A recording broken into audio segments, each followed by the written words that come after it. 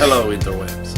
Tis I, Sebastian, and this is F3G2. Here once again in beautiful Backo Famous Faces and Funny Studios.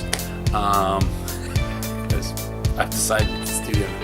And you are watching this on the tube review or on GonnaGeek.com. I begrudge you not.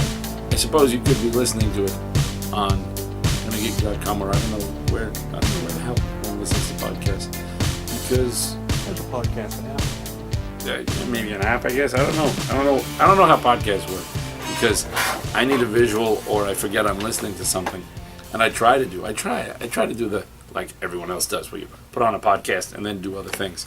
And partway through, I realize, oh shit, I haven't been listening for the past half hour to this thing that's been happening in the room. Oops. So yeah, they don't work. They don't work for me. That's why I do. I need to know something. So yeah. Look, Quantum and Woody. Okay. Yay. Let's jump in with the reviews. Superboy, number 34. I believe this is the last of the last issues. Except for they will do the Annual?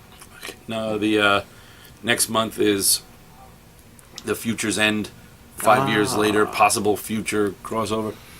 And there is an issue of that. But this is the last regular issue. And I must say, I'm going to miss it. Who knew? Finally. Yeah. Why Aaron Kuder and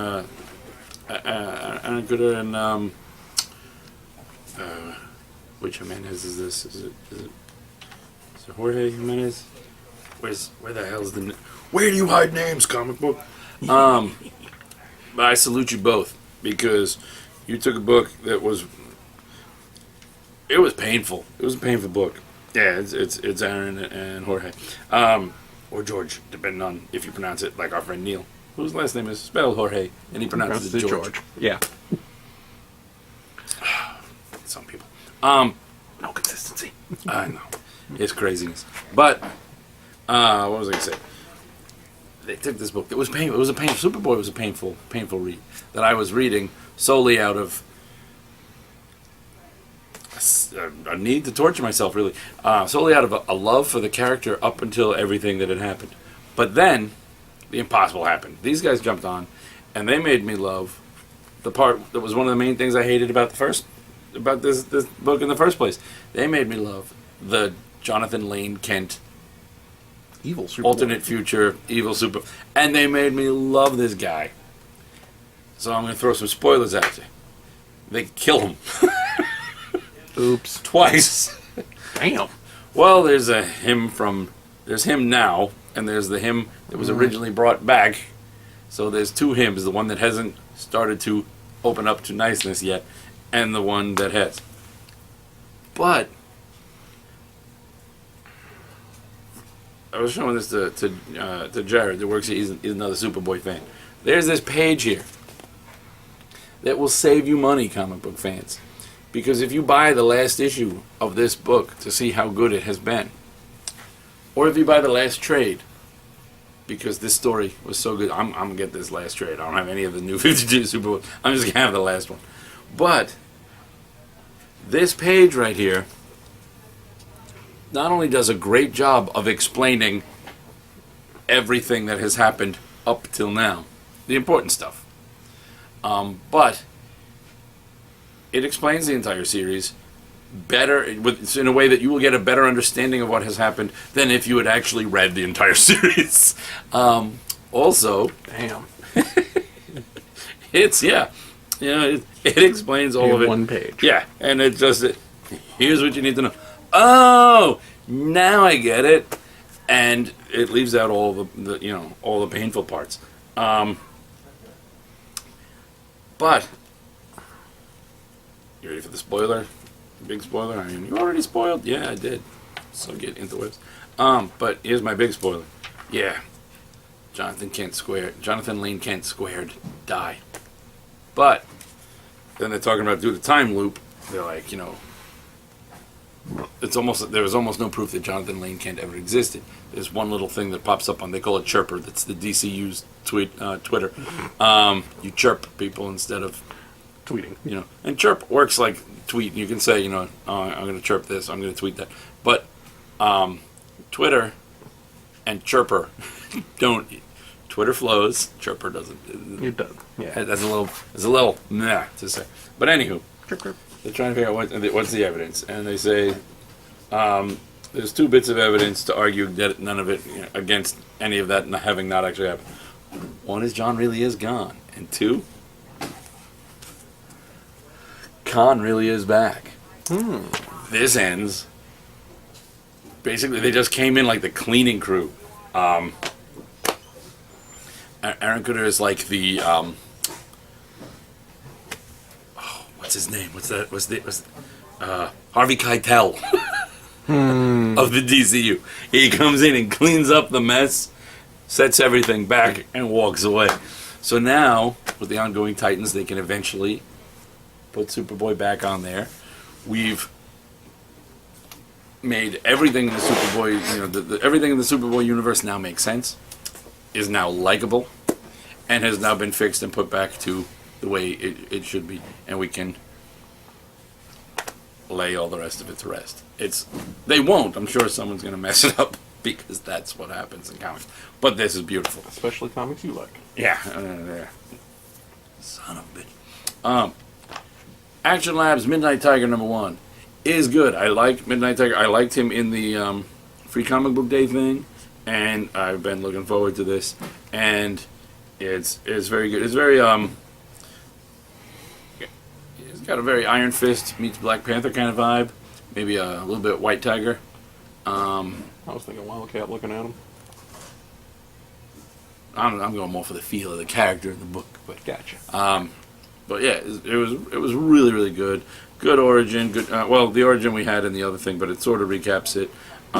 Takes us to the next level. We get him and his father and his friends trying to figure out. Also,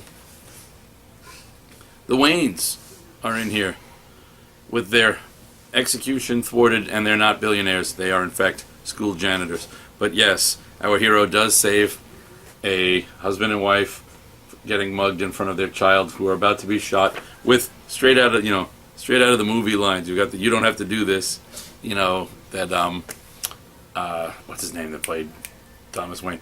But then as he starts you've got the wife behind him saying, "Thomas, just give them what they want." And then when they're running, when Midnight Tiger comes in and saves them, you've got him yelling, "Martha, Bruce, this way." So the Waynes exist in the Action Lab universe. They're alive, but they're not billionaires. And I say that's a decent trade if you can take it. Shot to death in front of your child, leaving him scarred forever, or alive and working stiffs. Working stiffs beats stiffs every time. Smallville Chaos. I really just read this because the solicits for #2 said that Booster Gold is looking at stuff happening with Cord Hult Inc. So there's like a Cord Hult conglomerate. So Blue Beetle and Mr. Miracle's companies have kind of merged in this. And yeah, Booster's in here a little bit. The story is I missed a gap of this because I hadn't been reading all of it. But it's Brian Q. Miller, one of my favorite writers ever. I still miss the Stephanie Brown Batgirl. That new outfit that's going to happen would have been perfect on Stephanie Brown. Perfect. A single tear. But anyway, it's good. Check it out if you like the show. All new X-Men. This is primarily, you've got two things going on. You've got X-23 waking up next to Angel in one of Warren's many houses. That apparently the staff just kind of shrugs at this point at the fact that, hey, isn't that the owner's? That's our boss. He's like 13 again. Whatever. I don't know. Sometimes he's got metal wings. Sometimes he doesn't. Sometimes he's actually thinks he's an actual angel. Sometimes he's a kid. I don't know what the hell's going on. We're just, yes, sir. We'll set up a bet. There's also a mind battle between Jean Grey, young Jean Grey, and Emma Frost. Ooh. They call each other out. Then they get inside each other's heads, and it's all silent, and everybody's freaked out. Even the other telepaths, the cuckoos, can't get in. And then it turns out the most horrifying thing, Ileana has a great line. Magic is like, all right, how she phrased this? That is the scariest thing I have ever heard. And I grew up in hell, literally, because she did. Really, it was limbo. But yeah, somehow young Jean Grey and Emma Frost bond. They're friends now. And the entire X universe is horrified at that. You also get a little bit of Guardian. A little Guardian of the Galaxy action because Kitty has a long distance relationship with using the holograph phone thing to talk to Peter Quill. So there's that. Starlight is one of, I think, 2 series so far that I like by Mark Miller. This is so good. This like Dark Knight treatment for not dark version, not gritty, beat them up, but Dark Knight in so much as it's old hero coming back out. This is for Buck, but for a Buck Rogers type character. Duke McQueen. It's just a man's name, Duke McQueen. But Duke McQueen was an astronaut who went and ended up in this other world and became like this Buck Rogers hero, only to find that when he got back to Earth, no one, including his own family, believed him, and he was this laughingstock nobody on Earth.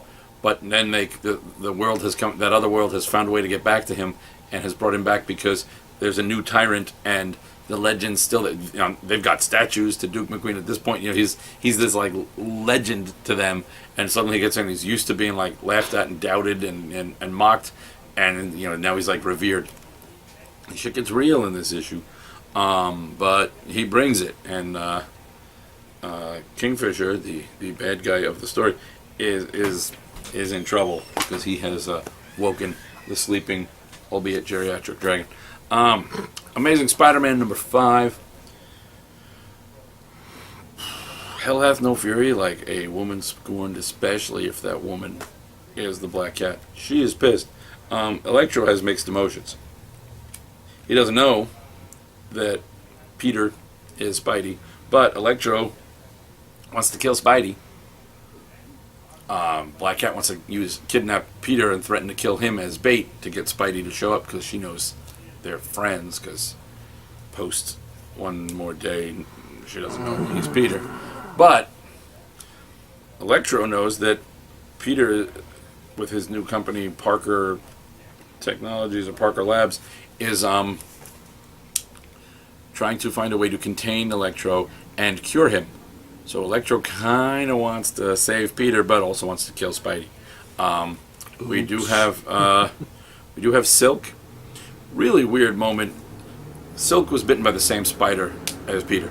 They can't, when they get too close to each other, the spider in them takes over, and they're just like drawn to each other, and they just go at each other, and even neither of them actually wants to. They keep popping out of it, going, what?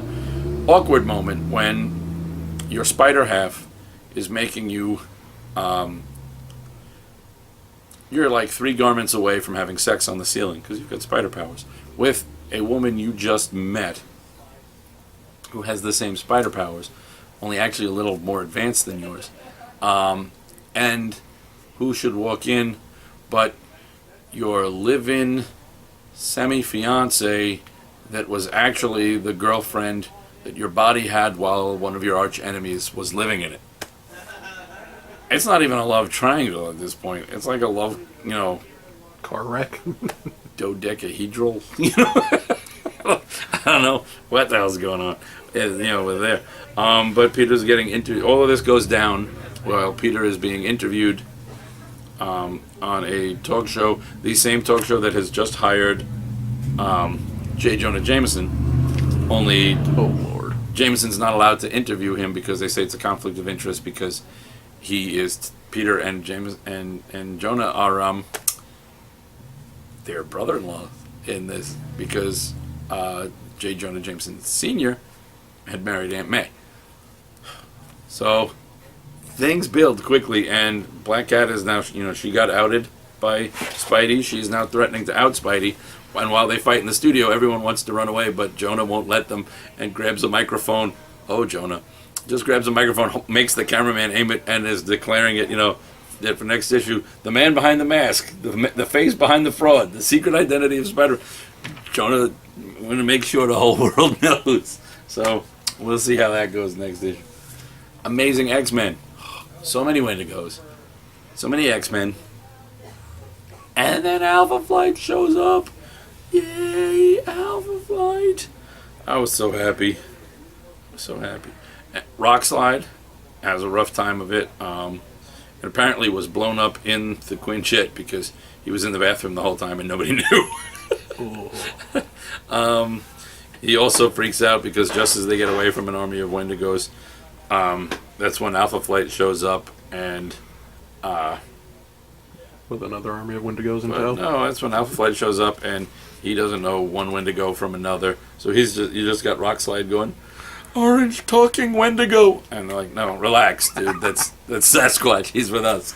So the good news is the Avengers are standing there braced for the worst. There's this army of Wendigo running towards the Canada-U.S. border, but as they cross the border, they pass out and turn back to human because the curse is Canadian.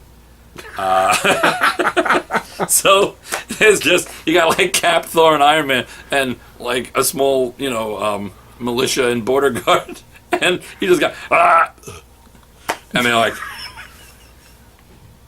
it's so stupid. eh? The good news is the curse does allow you that even though you're naked as a Wendigo, when you turn back, you have on like stretchy gym shorts, so that helps too. We also find out the origin of why there are so many Wendigos. It's cover up at a meat plant. Someone fell in. And because you turn into a Wendigo in Canada, but it's a curse for if you eat the flesh of others. Oh, God. Well, all this flesh was sold to various. So, and then, it spread from there. That's so bad. Archer and Armstrong, the death of the Lizard King. Yes, they fight the Church of Retrology, led by Jim Morrison and various other dead celebrities. They travel through time. It is the greatest time travel story ever, because they have this map that the guy is following, that the Lizard King is following, and and Archer realizes, wait, this is my handwriting. And then they goes, oh, well, we must have made this and set it up. So now they go back and there's this great explanation at the end of, how do you know it would work? And how do you think of that? Because I saw that we had already done it. Then why did we go back in time to do it? Because otherwise it wouldn't have been done. And then Armstrong's like, screw this, grabs the map of time holes and burns it, going, I hate time travel. So that's kind of good. Also, Armstrong is naked the entire time, and the only reason we are spared seeing his strong arm is the fact that they do clever placement of his satchel has survived. So he's using a satchel to cover his package. There is one great moment. They go back to 1926. For some reason, that whole scene is in black and white, and at the end of the scene, you've got Armstrong going, why is everything black and white? Don't you see that too? And for no reason, all of reality was black and white in 1926. So, oh Valiant, I love you so. That's fantastic. 3 months later. Ooh. Baron Zemo is apparently far smarter than the entire Marvel Universe. Who knew? The kids have been undercover for 3 months.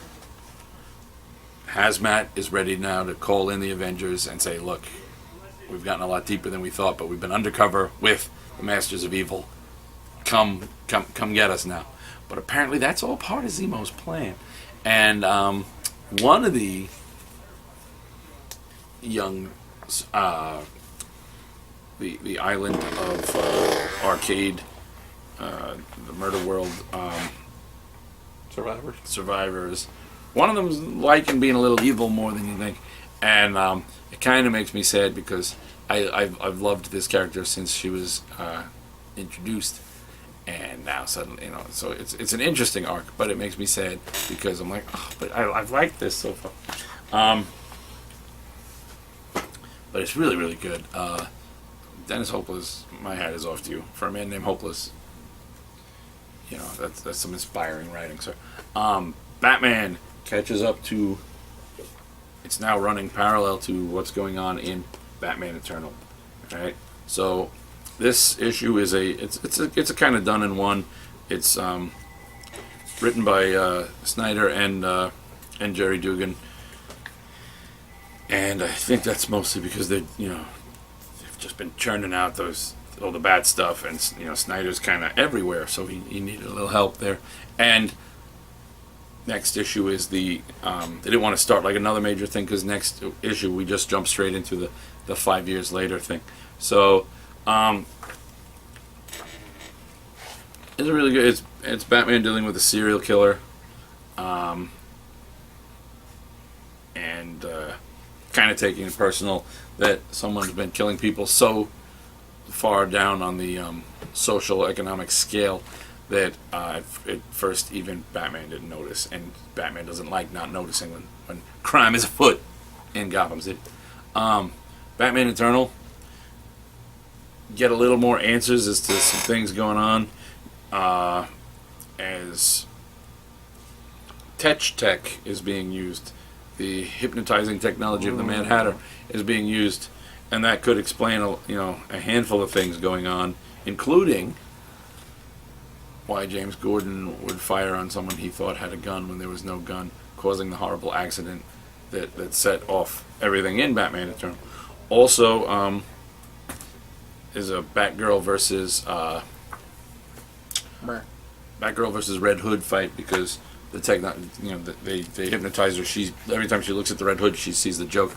So she's yelling at and he's fighting her, going, "I'm going to assume that you are so far gone that you don't even realize how offensive calling me the Joker is," because that guy kind of beat him to death with a crowbar and then blew him up.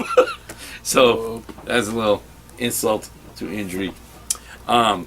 Justice League United actually addresses the fact that the book was supposed to be called Justice League Canada, and then they changed their mind. They address this by, there's a moment where they think about calling themselves Justice League Canada, and then they change their mind. Stargirl comes up with the name. It's good.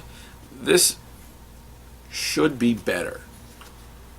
It's been good, but this should be better. This is Jeff Lemire and Mike McKone. This should hands down be. I mean, it's a beautiful looking book, and it's a solid book. It's really, it's not Jeff Lemire's A game. And even some of the character beats seem forced. Even the Green Arrow beats, which is odd because he's killing it on Green Arrow, or at least for now. And he's gonna be off, and those other guys are gonna take over, and I'll see what happens. But there's a kind of semi-bonding moment in here between Arrow and Animal Man. And then, but there's like a weird moment where Supergirl's just like a bitch for the sake of being a bitch, and which sort of goes with the character, but it didn't.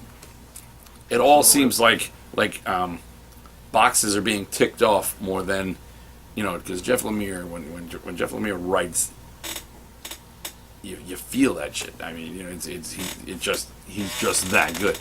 But in this, it feels more like he's Jeff Lemire phoning it in. Future's End. We get some Mr. Miracle action. That made me happy. We get more with, but just I don't care about most of these storylines. I just don't. Nothing has really brought me in. I am slightly interested in what's going on with Superman. I'm wondering if it's either Billy under there, because they're always showing, they like to show lightning around him, and it's on that cover where he's getting revealed.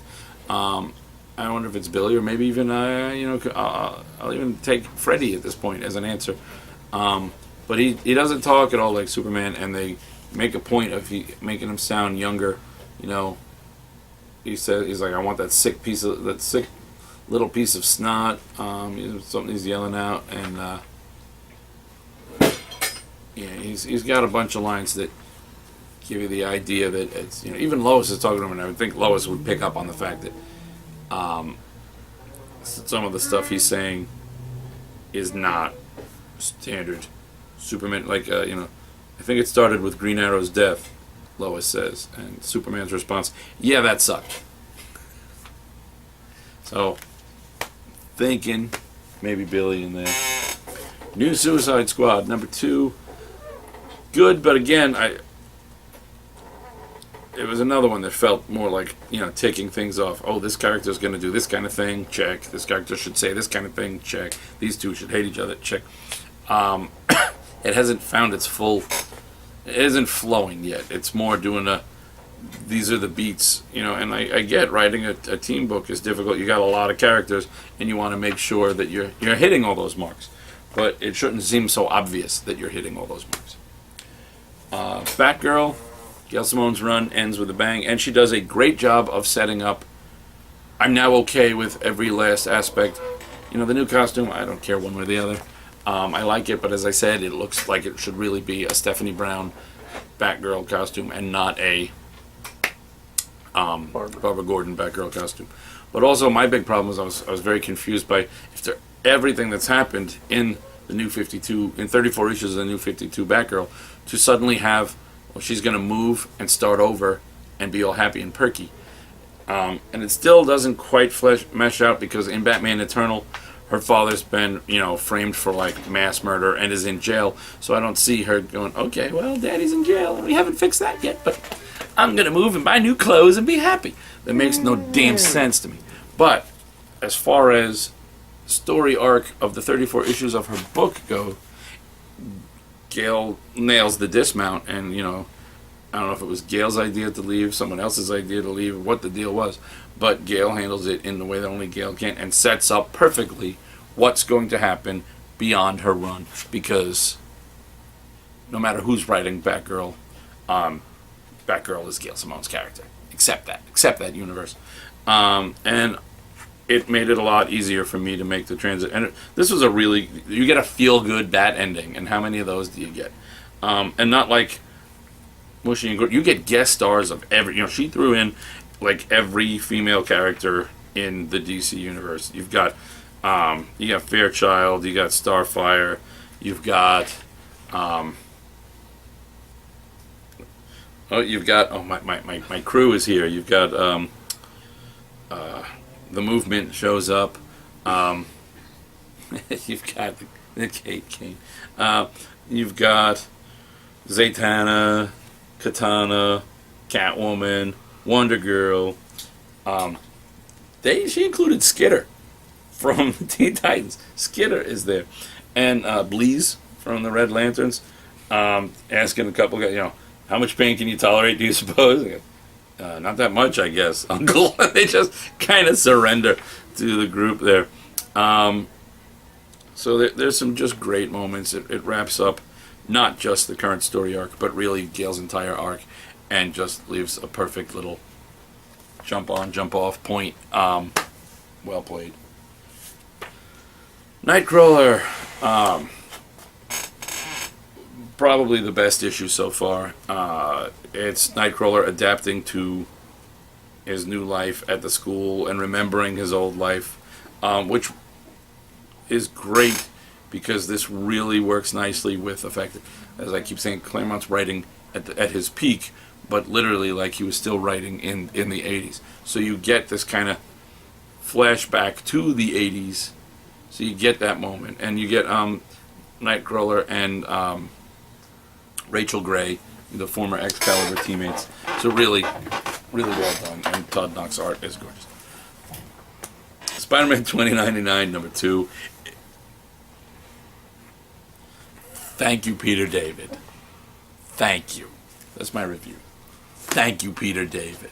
That's so damn good. So good. It's talk about, but he's already full-on love triangle, or at least infatuation, manipulation, confusion triangle. We'll go with that. it's just so good. It's just so well done. Superman, Wonder Woman. I love Charles Soule. This issue, meh, but it's not his fault. It's a lot of necessary crossover beats were hit, and it was okay. The girls are back in town. The girls are back in town. They're home. But there's an interesting twist. One, they're just starting to realize just how messed up Earth 2 has gotten since they've been gone. But also, what the hell is Tanya Spears, the teenage genius assistant who's been working for Star, not Starlight, but what Star Inc., Star Tech, Star, whatever the heck Power Girl's company has been. Somehow the transfer of them going back home, the whole boom tube explosion lab fiasco, has left her with a decent percentage of Power Girl's powers. She's bigger. All of a sudden, she's got all these muscles. She's almost invulnerable. She's lifting heavy things. She's not sure the full extent of her powers, but she's got a handful. And then a lawyer shows up. I'm from the firm of Stein, Sindelli, Katz, and Schur. If it's about the damage to the lab, no, Dr. Spears, please. It's from your legacy. It's about your legacy from Karen Starr. Something about leaving you the name Power Girl. New 52 Earth has its own Power Girl in the absence of Power Girl. Interesting. Also,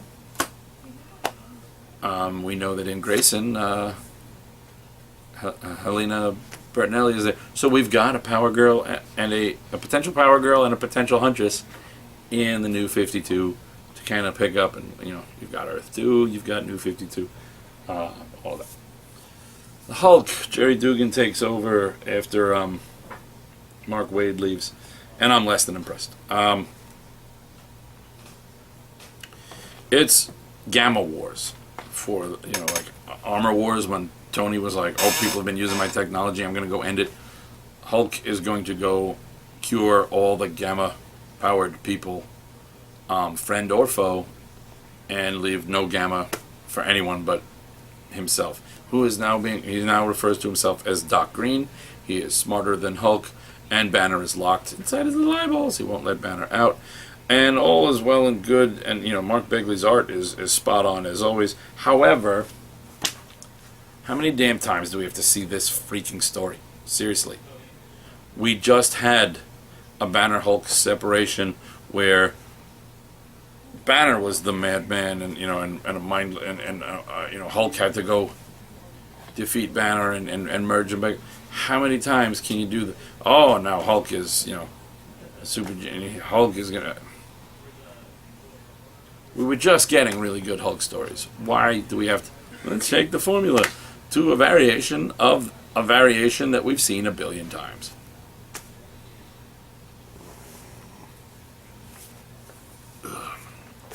Captain America, number 23, building towards the new Captain America with Sam Wilson taking over. This was good.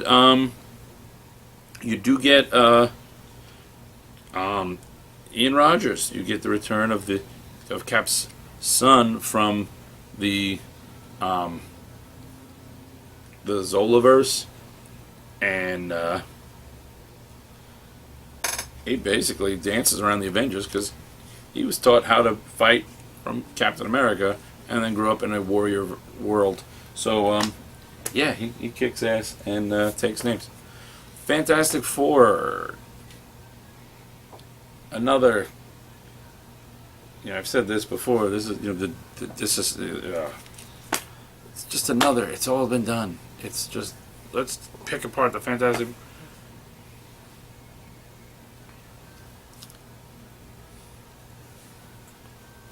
Rachel Rising was awesome. That little girl, Zoe, continues to be the scariest thing in comic books. Scariest thing. Also, the horrors of.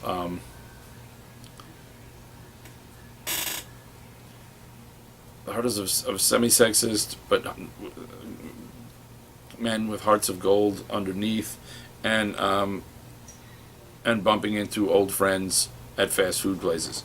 We also do have the winner in here of the Be Killed by Zoe contest. How great is it?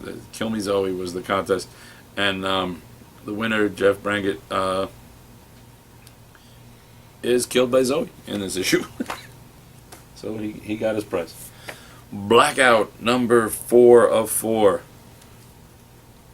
I want more already. And it clearly builds that there's going to be more. Also, the King Tiger stories in the back were good. I will read more King Tiger and more Blackout. But Blackout is a really good concept of this energy-stealing outfit that allows you to pass through dimensions. And this guy who's looking for a missing friend who ends up with the technology, and there's this whole kind of corporate conspiracy thing going on, and it's really, really good. The Dream Merchant was good, but at this point it's so delayed that I don't remember anything that happened in the first 3 issues. I read this going, wow, I was like, oh wow, this finally, I even forgot this happened. I love this. I love the first. I don't remember anything. So, I'm gonna read the trade. Hexed. All right, I love Michael Allen Nelson, especially on his Boom stuff. But Hexed, Lucifer is like the greatest. She came from his Call of Cthulhu, back when Boom had Call of Cthulhu, and she was like the breakout character. And I love. And this is, you got Hex, you got Lucifer, you got the Harlot, you got thieves of mystical artifacts. Apparently, one of the greatest ways to torture your enemies is a binding frame. You just put this frame around artwork, and you can trap someone in the artwork, and then just watch them suffer forever. You just hang it on your wall, and so there's one of those in there, and someone gets out. So it's really good. Birds of Prey, mission complete. Last issue of Birds of Prey. I just read it because it crossed over with Suicide Squad. Crossed over with the incarnation of Suicide Squad from before New Suicide Squad. So, a little time distortion there. Also, it has a similar ending that is undone. This is why this book is canceled. And I liked this book originally, and I liked these characters. And I even kind of liked Christy Marks as a writer, but she's kind of hit or miss, and she missed on this one. Because it ends on the exact... That Batgirl ended so uplifting, and this Batgirl working with Hunter, everybody was in it, but it was her and the Earth 2 Huntress and Dinah as the main 3. They worked together through the whole thing. By the end of this issue, Batgirl isn't even talking to Dinah and says, "Never call me again. I'm not going to answer." So I'm just going to pretend that this didn't happen, or happened first, and apparently she forgave her really quickly in the other one, because the other one was better. Skyward number 8. Sparring with the Rabbites. When you're fighting with giant warrior bunnies, that's fun. Whole lot of people practicing for war and then actual war. So it's like rehearsal, actual freaking war. And this is what do you call it? Jeremy Dale writing and drawing as his creator-owned book, and it's gorgeous. I love his style. Captain Marvel. Kelsey kind of continues to kick it out of the park with her cosmic adventures of Captain Marvel. Captain Marvel kind of single-handedly ending a 3-way stalemate for a world filled with vibranium and pissing off Jason in a way similar to the way his son has just pissed him off over in Guardians of the Galaxy. Apparently, the best way to stop an unbeatable military despot is to keep getting him to get so mad that he screams all sorts of crazy threats and diabolical plans while you've got him on live intergalactic, camera. And people are less likely to put up with your crap when they realize you just want to scrape them off your boot. Wolverine and the X-Men. Wolverine's lost his healing power a bunch of times. He's lost it again, and we know they're killing him. We know that. apparently everyone in the Marvel universe knows it as well, because basically all of this is Wolverine getting his affairs in order because he just knows, I don't have my healing factor anymore. I'm just gonna die. Which would sort of make sense if, as I said, it wasn't for the fact that Wolverine's lost his healing factor a billion times. Why does he know that this is any different? Wolverine is always, I don't care, snicked, I'm just gonna go, But no, this time it's like, snicked, I read the solicits, I'm gonna die. So that seems a bit unlikely. Ted Knifey's Princess Ugg. This is that kind of Viking warrior princess goes to princess finishing school and fits in about like you'd think she would. Gorgeous art, good story, lots of fun.